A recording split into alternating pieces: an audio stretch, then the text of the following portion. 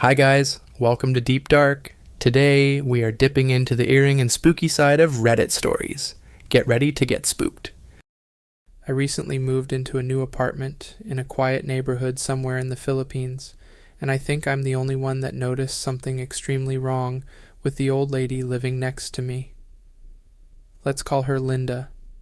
I sometimes see her during the day, watering plants on her little porch, getting the mail, or her simply sitting outside getting some sun.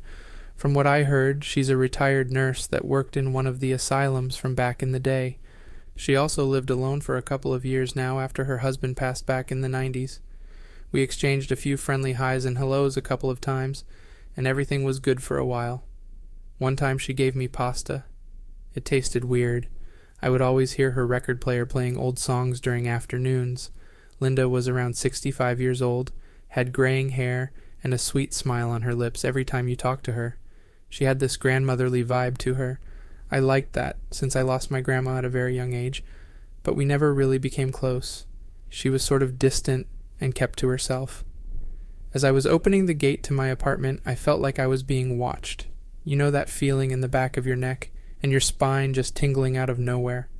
I glanced at Linda's house a couple of times after noticing all the lights were off. Odd.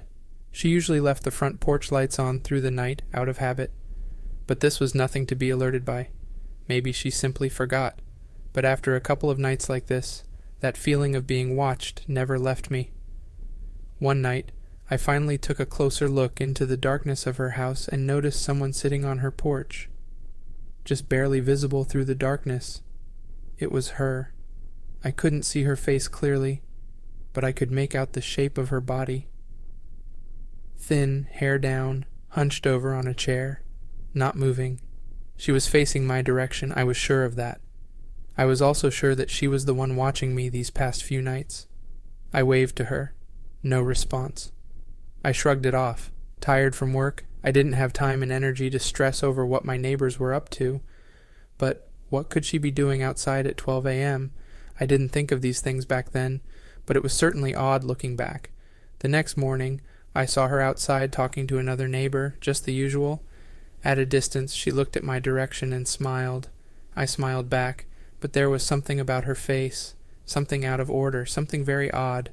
When I was a kid, I remember my little sister having these stuffed toy dolls with faces just painted on them. It was like that with Linda. It was almost like her face was just painted on, and that there was nothing underneath those lines. It was subtle, but under the sun, it was almost uncanny, and her smile, something about her smile that told me she knew I saw her the other night. It was terrifying. I left to go see my mom over brunch and told her about the whole Linda situation. My mom jokingly told me about an urban legend back in her province of an aswang that steals people's faces. This creature was said to know when someone was about to die and would steal their faces to use in committing terrifying acts. Using charcoal, the creature would then doodle a new face on. I laughed at the idea and forgot about the entire thing. Everything went back to normal after that. Linda and I had exchanged a few words through the next few months. One afternoon, she asked me if her record player was too loud, and I said no. She even gave me an old pocket watch with a mirror on the other side of it. A pocket mirror and watch, she told me. It was supposed to be her husband's, as she was trying to get rid of some of his things. But that was all. She went back to being distant, and I went on with life. It was in December on that same year when I saw what I would describe as the scariest thing I've ever seen in my adult life. It was about 1 a.m. on a work week, and I was just getting home from a tiring day when I felt it again. That eerie feeling of being watched. Her house was blacked out again, and suddenly all those odd things about Linda started to fill my mind again. I froze in place. She was there, or it was there. I could make out the shape of her body on the porch. She was standing this time. Her hair was down, moving in the wind. It was starting to rain, and I was starting to get cold and shivering. I tried to find the courage to shine my phone's flashlight in her direction, but I was too scared of what it may uncover. Then I heard this very soft cry, a cry that you may hear from someone covering their mouth. I jumped and shined my flashlight in her direction. There was Linda, or what was once Linda, facing me. She wore a night sweater of some sort. She was very thin, and hair messed up from the wind. I screamed. Whatever it was standing in front of me wasn't Linda. She had no face. What was once the face of the neighbor I knew was gone. It was as if someone had taken it off. It was just pale white skin as a face. I could hear this soft cry again as she tried to talk with no mouth. She started to lift one of her hands, as if gesturing me to come over. I almost fainted. I never thought I could start my motorcycle as fast as I did, but I sped out of there and into the rainy night towards my mom's house. I never told anyone about what happened that night, and I managed to move out of the apartment the next week. To hell with my security deposit. I also never saw Linda again. I tried my best to bury that memory for so long. All of this happened about 20 years ago, and I never told anyone until now. I never really did find out what exactly happened to Linda, my old neighbor, but I sometimes asked around. Some say she passed away the following year, some say she moved to live with her brother, but left all her things behind, even her record player. It was like she just disappeared.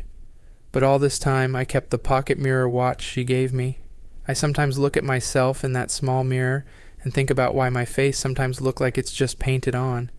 It's really hard to talk about my experience anywhere without feeling judged like I am crazy. I'm a 30-year-old male who lives in a house alone where I know, recorded, deaths have occurred. It doesn't bother me too much. I was working the afternoon shift at my job and got back late, maybe around 3 in the morning. Pulling in, I noticed my front bedroom light was on. This caught my attention as I always turn off the AC and lights before I leave, saving money, you know. I walk in my house, notice the bedroom door is shut, light is on. That made me really confused. I started taking off my boots, and when I bent down, I noticed the doorknob start shaking. Scared the hell out of me. But it didn't stop. I waited a second to see who was going to walk out, but before I could think, the door opened about 2 inches and slammed shut. It repeated this about 10, 20 times very rapidly.